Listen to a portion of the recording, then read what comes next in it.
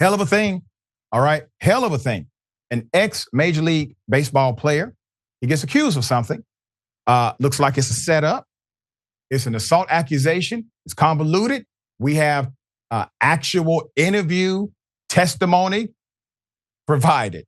Let me put up the picture full mass here. Okay. So former Dodgers pitcher Trevor Bauer is speaking out after a lawsuit involving himself and his accuser, Lindsey Hill. This lawsuit has now been settled. He can talk about it. Bauer was actually placed on administrative leave by the MLB. This happened in 2021 after the allegations were made by Lindsey Hill, who said Bauer assaulted her on 2 different occasions at his home during what she said began as consensual sex or sexual encounters between them both. So here's what Bauer said about the situation. Next victim, star pitcher for the Dodgers. A text Lindsey Hill sent to a friend before she ever even met me. What should I steal? She asked another in reference to visiting my house for the first time. The answer? Take his money. So how might that work? I'm going to his house Wednesday, she said. I already have my hooks in. You know how I roll. Then, after the first time we met, net worth is 51 mil, she said. Bitch, you better secure the bag, was the response. But how is she going to do that? Need daddy to choke me out, she said. Being an absolute whore to try to get in on his 51 million, read another text. Then, after the second time we met, former Padres pitcher Jacob Nix told her, you got to get this bag. I'll give you 50,000, Lindsey replied. Her AA sponsor asked her at one point, do you feel a tiny bit guilty? Not really, she replied. Since then, her legal team has approached me multiple times about coming to a financial settlement. But as I have done since day one, I refuse to pay her even a single cent. In August of 2021, Lindsey Hill's claims were heard in court. And during those legal proceedings, critical information was deliberately and unlawfully concealed from me and my legal team. Information like this video, which was taken by Lindsey Hill herself the morning after she claims she was brutally attacked, emotionally traumatized, and desperate to get away from me. And now we have the metadata, so there can be no dispute. It was taken mere minutes before she left my house on the morning of May 16th, 2021, without my knowledge or consent, of course. In it, you can see her lying in bed next to me while I'm sleeping, smirking at the camera without a care in the world, or any marks on her face. I think it paints a pretty clear picture of what actually happened the evening of May 15th and why the video was originally concealed from us. After hearing the evidence available to her, Judge Diana Gold-Saltman found that Lindsey Hill had misled the court. She found her claims to be materially misleading. She denied her request for a domestic violence restraining order, and she found that no sexual assault or non-consensual conduct took place. I actually have more information. Let's put up the picture full mass. Now, the individual who conducts the interview, I really don't rock with her. But because of who she's interviewing and the information provided or lack thereof, it is important for context. So Sarah Gonzalez interviewed Lindsey Hill following Bauer's release of the video. So we're talking about a direct response. So here's Hill's response when questioned about the video you just saw. You say this wasn't a setup. How can you expect anyone to believe that? That's a great question. I really appreciate you having me on to even have this conversation. Obviously, there's a lot going on around this, so I really appreciate people who are asking questions about it. The first thing I want to say is, I think that Trevor did this intentionally with the text messages and how he framed this video. There's several things in it that are not correct. And I just want to start out by saying, it's so valid for people to question those text messages. But the root of the problem here is that he is presenting this as one conversation, when in reality he had thousands of messages to choose from, took those, made it look sequential, which it was not.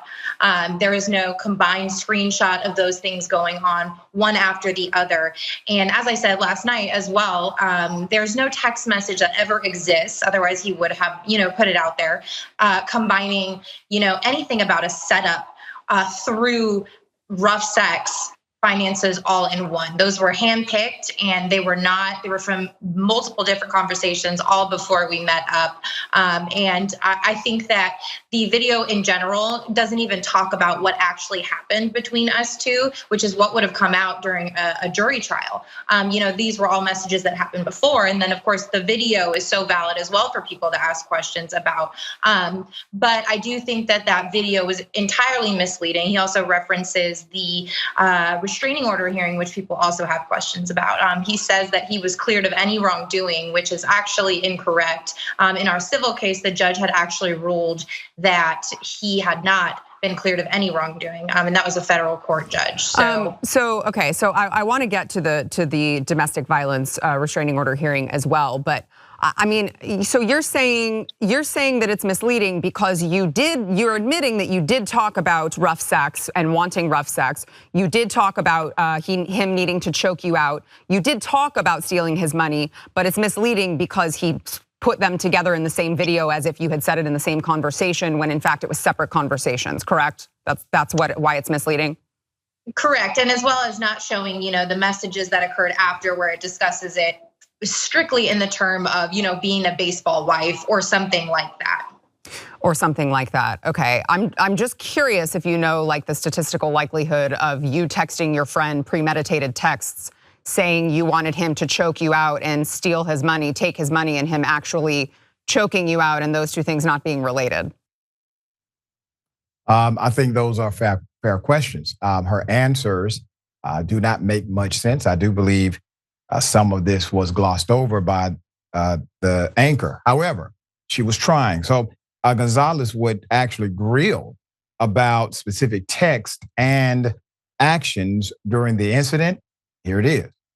But it does cause a lot of questions as to why I was, seeking Trevor out. But at the end of the day, there was nothing about a setup with violence and all of this stuff and getting financial gain. It was strictly, a 25 or however old I was at the time, girl trying to get attention from those things and phrasing it in a sarcastic way before we met. Okay, so I've got a couple other questions on that. So you said in court that he sexually assaulted you on 2 different encounters, and you say the first time that you say he choked you unconscious. Clearly the insinuation is you didn't like it because now you're calling it an assault, but why did you make the drive back to LA to meet back up with him a second time if this man had just assaulted you by your own account?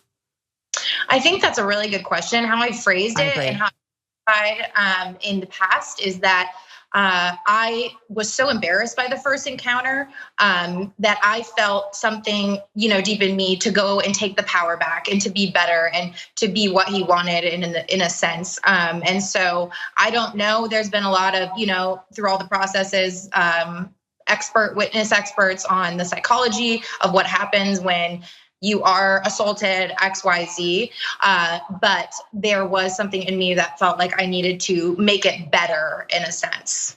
Okay, but you texted Trevor before you met him, telling him you liked rough sex.